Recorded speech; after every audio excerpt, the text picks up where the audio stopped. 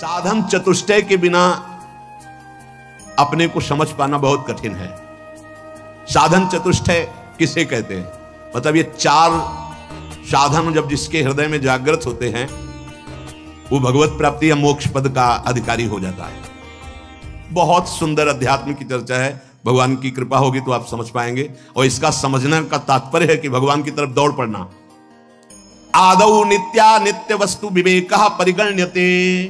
पहला साधन, सत्य वस्तु क्या है, असत्य क्या है, पहला है, इसकी अभी व्याख्या करेंगे। दूसरा, इहा मूत्र फल भोगो विरागस तदनंतरम, इस लोक और परलोक के समस्त भोगों से वैराग्य हो जाना। तीसरा, शम दमादि षटक संपत्तिर, शम दम उपरति तितिक्षा श्रद्धा समाधान, ये 6 संपत्ति साधु के पास होती। साधु का मतलब भेष से नहीं है, जो भगवत प्राप्ति करना चाहता है। शम दम उपरति तितिक्षा श्रद्धा समाधान, ये 6 संपत्तिवान होता है उपासक। चौथा, मुमुक्षुत्व मिति स्फुटम, अब इस जन्म में मुझे मुक्त होना है माया से, ये प्रबल इच्छा। ये 4 साधन है आत्मस्वरूप में स्थित होने के लिए, भगवत प्राप्ति के लिए। अब पहला, नित्यानित्य वस्तु विवेकः परिगण्यते। पहला साधन है कि नित्य क्या है और अनित्य क्या है। तो वेदांत के अनुसार ब्रह्म सत्यम जगन मिथ्येत्येवं रूपो विनिश्चयः। भक्ति के अनुसार मत्तः परतरम नान्यत् किंचिदस्ति धनंजय। अगर ज्ञान मार्ग का पथिक है तो ब्रह्म सत्यम जगन मिथ्या, एकमात्र ब्रह्म सत्य है और जितना नानात्व दिखाई दे रहा है सब स्वप्न है। उमा कहूं मैं अनुभव अपना, सतहरि भजन जगत सब सपना। देखो ना, सपने का महत्व है कि जागृत का महत्व है तुम्हारे अंदर। इसीलिए जननी जनक बंद सुत दारा, तनु धन धाम सुहृद परिवारा, सबकी ममता ताग बटोरी, मम पद मने बांध बरडोरी, समदर्शी इच्छा कछु नाही, हरस शोक भय नहीं मन माही। जीवन मुक्त हो गया। भक्ति मार्ग, ज्ञान मार्ग, ब्रह्म सत्यम जगन मिथ्या, संपूर्ण संसार झूठा, एकमात्र ब्रह्म सत्य है। 2 पद्धति से जाना जाता है, अन्वय और व्यतिरेक। व्यतिरेक नहीं है, अन्वय है। पहले व्यतिरेक, ये जो शरीर देख रहा हूं, ये जो भोग विलासता देख रहा हूं, ये जो अच्छा बुरा जन्म मरण देख रहा हूं, ये सब मिथ्या है। फिर सत्य क्या है? ब्रह्म सत्य है। सत्य क्या है? वासुदेवा सर्वमित समात्मा सुदुर्लभा, मेरे आराध्य देव के सिवा और कुछ सत्य नहीं है। पहला, तभी वैराग्य होगा। जिन भोगों में लगे हो उसी को भगवान मान लोगे तो और भोग वृत्ति बढ़ जाएगी। ये हटना किससे है? नहीं, पहले जहां लगे हो उसे मिथ्या देखो, उससे वैराग्य करो, तब सत्य वस्तु जो जानोगे, क्या? हरि ब्रह्म, जो भी नाम आप दो उसी एक परमात्मा तत्व के हैं। तो ब्रह्म सत्यम जगन मिथ्येत्येवं रूपो विनिश्चयः, जिसकी बुद्धि ने निश्चय कर लिया है कि एकमात्र आराध्य देव के सिवा सब झूठा, सारे रिश्ते नाते सारी भोग विलासिता ये स्वाप्निक है, सत्य है तो सच्चिदानंद प्रभु सत्य है। ये पहला साधन, नित्य अनित्य वस्तु का विवेक। नित्य क्या है? प्रभु ब्रह्म। अनित्य क्या है? उसके सिवा सब। इसीलिए बहुत कठिन पड़ता है, गुरु कृपा से ही ये बात समझ में आती है। दूसरा है, इहा मूत्र फल भोगो विरागस तदनंतरम।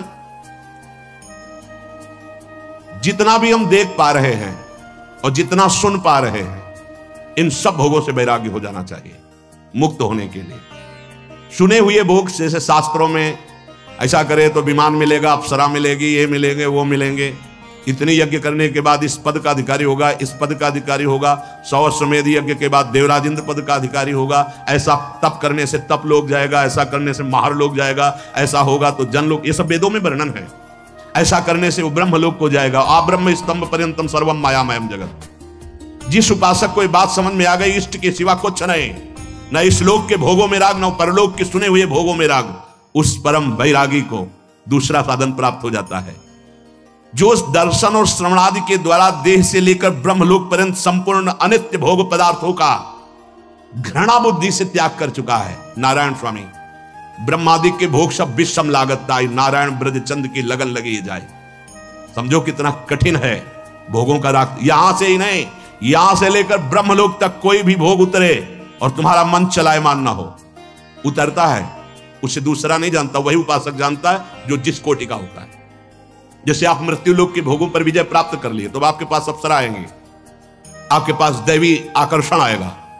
आपको ऐसा आएगा जैसे स्वप्न में आता है। बैठे बैठे एकांत सेवन कर रहे हैं, आपके सामने वो दृश्य उपस्थित है, चिल्ला पड़े, नहीं प्रियाजू, हे करुणामयी स्वामिनी, ये मेरा मन कहां खत्म दृश्य।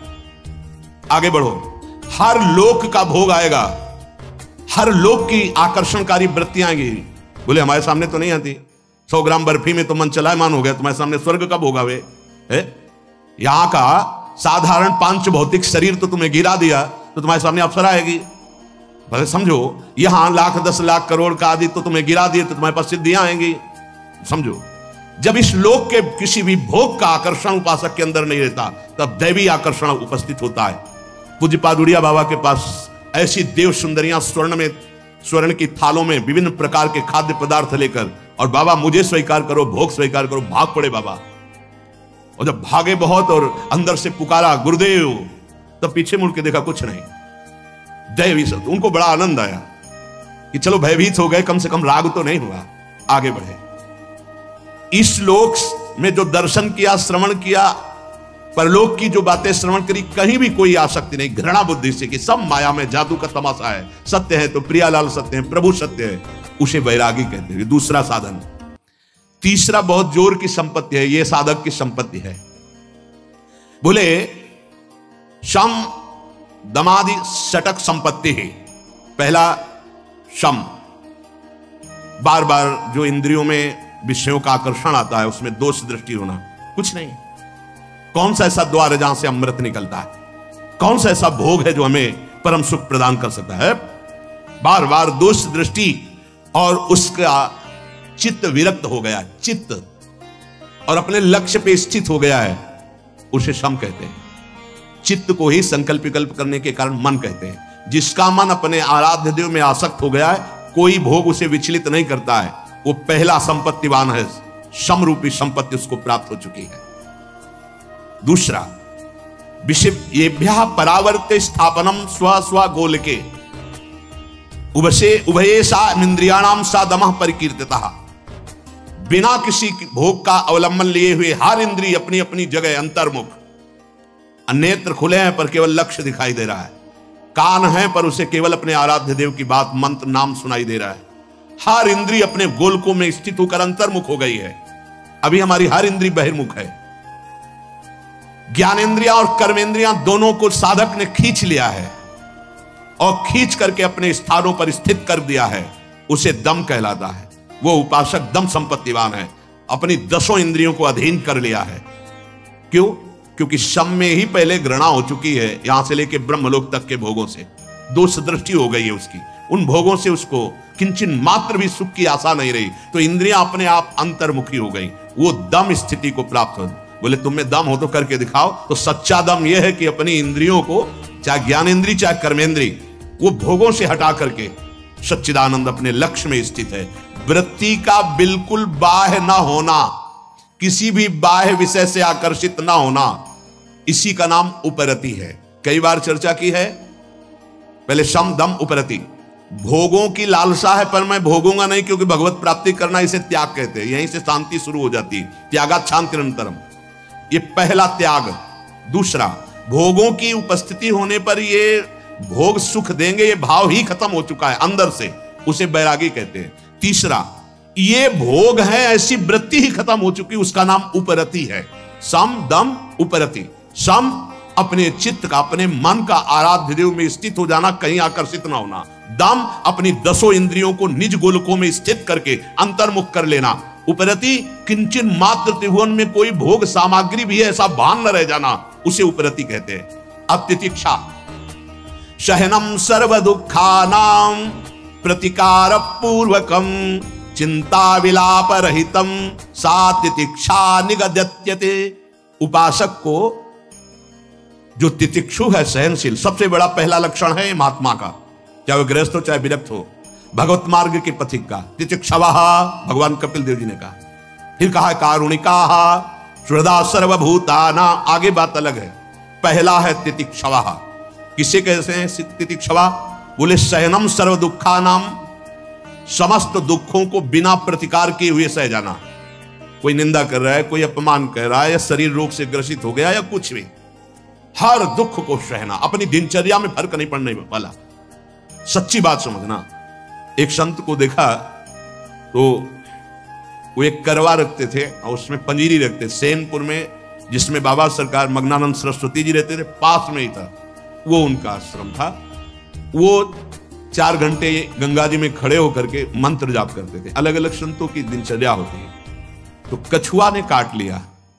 अब रोज खड़े होना, कोई औषधि नहीं, प्रतिकार नहीं उसका, तो वहां सड़न पैदा हो गई और पूरा पैर पक गया। अब उनसे जब औषधि के लिए कहा जाता तो वो मना कर देते थे कि नहीं ठीक है, कोई परेशानी नहीं। सच्ची तितिक्षा यह है कि प्रतिकार किए बिना आए हुए प्रारब्ध भोग को सह जाना।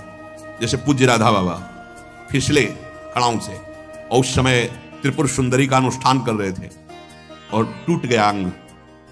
बांस की खपाच बंधवाई, लेकिन कोई इंजेक्शन नहीं, कोई एलोपैथिक दवा नहीं। बड़ा मुक्त होना, देखा ना कितना कठिन। सहन तितिक्षवा, ये तितिक्षा शब्द ये तो शरीर का हुआ।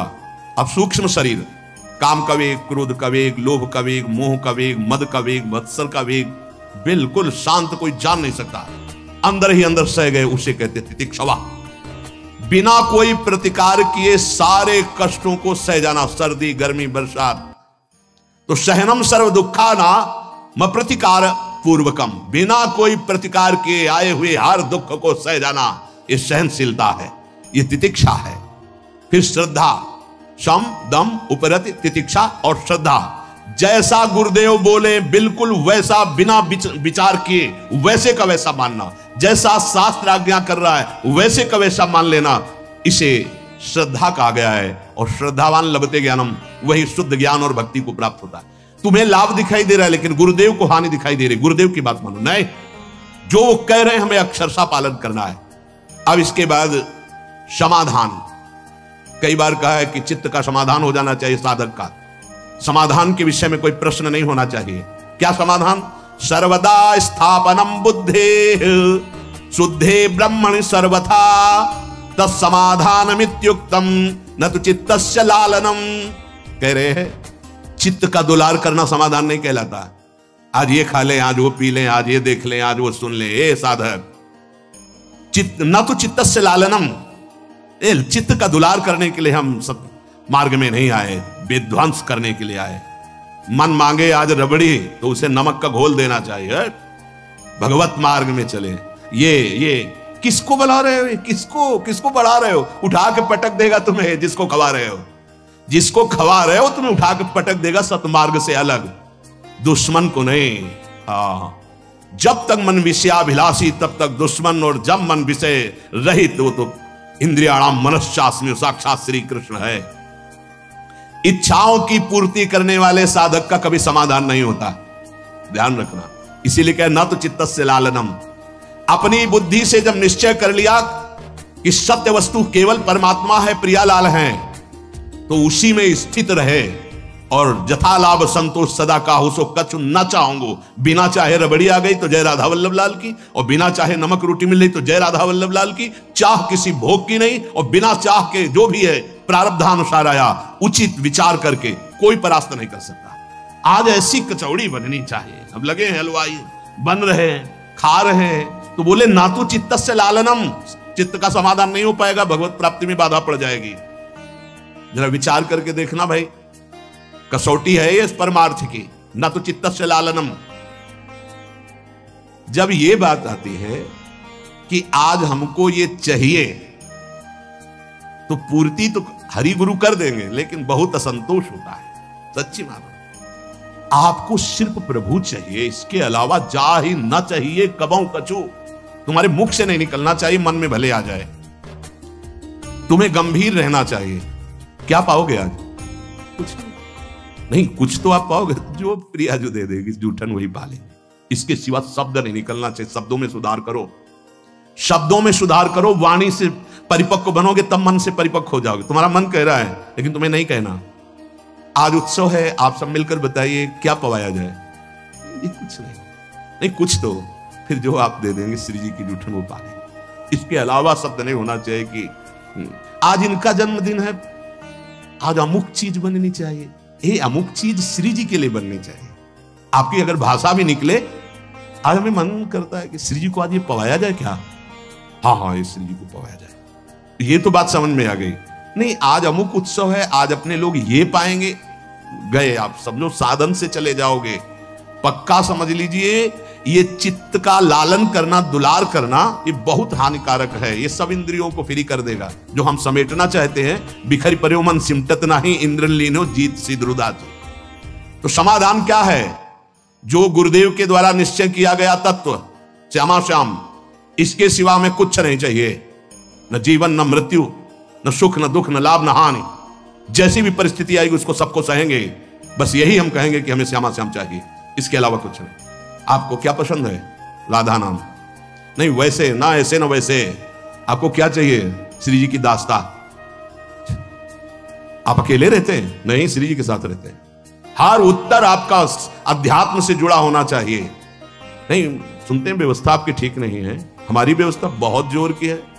श्री जी के सिवा हमें और कोई व्यवस्था नहीं चाहिए। गुरुदेव ने वो व्यवस्था कर दी है, अब हमें और कोई व्यवस्था नहीं चाहिए।